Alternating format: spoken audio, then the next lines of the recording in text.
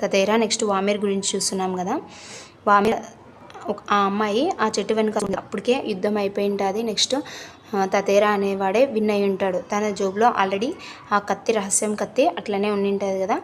అక్కడ నుంచి తను చూస్తుందని తను ఫస్ట్ ఎంత వెతికినా కనపడదు. కానీ ఆ చెట్టు పొదల తర్వాత పెద్ద పెద్ద చెట్ల దగ్గర నుంచి, అంటే ఏమంటారు, కొబ్బరి చెట్ల దగ్గర నుంచి అమ్మాయి చూసేది. అప్పుడు చూసేసి తను ఇక్కడ నిలబడిందా అని ముందుకు వెళ్ళడానికి ట్రై చేస్తుండగానే అంతలోకే వాళ్ళ అమ్మ, అంటే ఎవరంటే వామీరా వాళ్ళ మమ్మీ ఉంటారు కదా.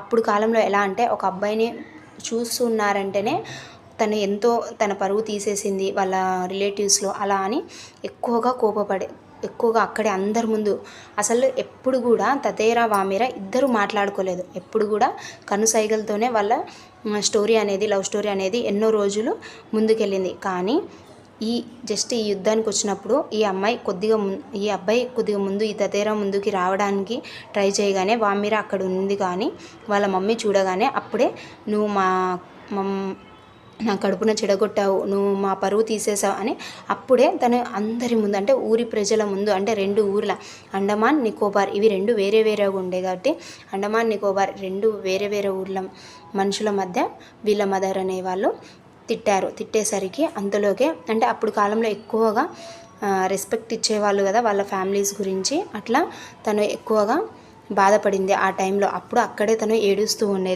ఉండేసరికి ఈ రాజు ఏం చేశాడంటే సడన్గా తన బొడ్డులో ఉన్న కత్తిని ఇట్లా తీసేసి, రహస్యంగా ఉండింటే కదా కత్తి, ఆ కత్తిని ఇక్కడ తీసి ఆ కోపంని అంచుకోలేక ఇట్లా నువ్వు అమ్మాయిని బాధ పెడతావా వాళ్ళ తల్లికెళ్ళి చూసి ఒకటేసారి భూమిలోకి ఇలా చుచ్చు పెట్టేసరికి అప్పుడు అండమాను నికోబార్ 2 అనేది ఇలా 2 డివైడ్గా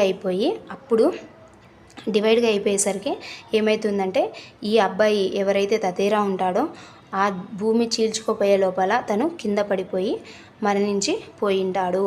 ఈ అమ్మాయి పిచ్చి అయిపోయి ప్రతిరోజు ఎక్కడైతే సముద్రం దగ్గరికి తతేరా కోసం వామీరా వెళ్తూ ఉంటుందో అలా రోజు వెళ్ళి వస్తూ ఉండేది.